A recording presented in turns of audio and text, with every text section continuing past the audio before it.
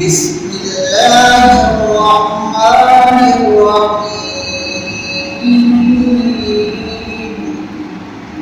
ألف لام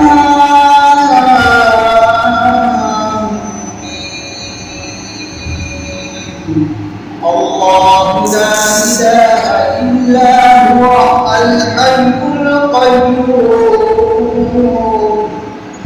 نزل عليك الكتاب بالحق مصدقا لما بين يديه وأنزل التوراة والإنجيل من قبل هدى للناس وأنزل الفرقان.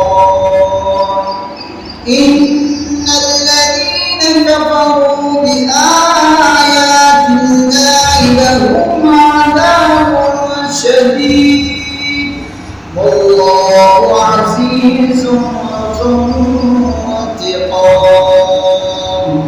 إن الله لا يخفى عليه شيء في الأرض ولا في السماء، وهو الذي يصوركم في الأرحام كيف يشاء. هو الذي يصوركم في الأرحام كيف يشاء. لا إله إلا هو العزيز الحكيم. هو الذي أنزل الكتاب بالحق منه آيات محكمات أم الكتاب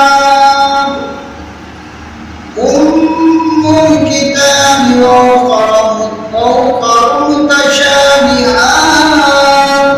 فأما الذين في قلوبهم زيغ فيتبعون ما تشابه منه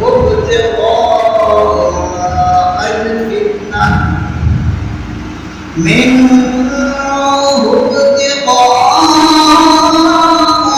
الفتنة وابتغاء تأويله وما يعلم تأويله إلا الله. والراسخون في العلم يقولون آمنا به كل من عند ربنا وما يذكر إلا أولو الألباب. ربنا لا تزغ قلوبنا بعد إذ هديتنا وهب لنا من لدنك رحمة إنك أنت الوهاب. ربنا إنك جامع الناس ليوم لا ريب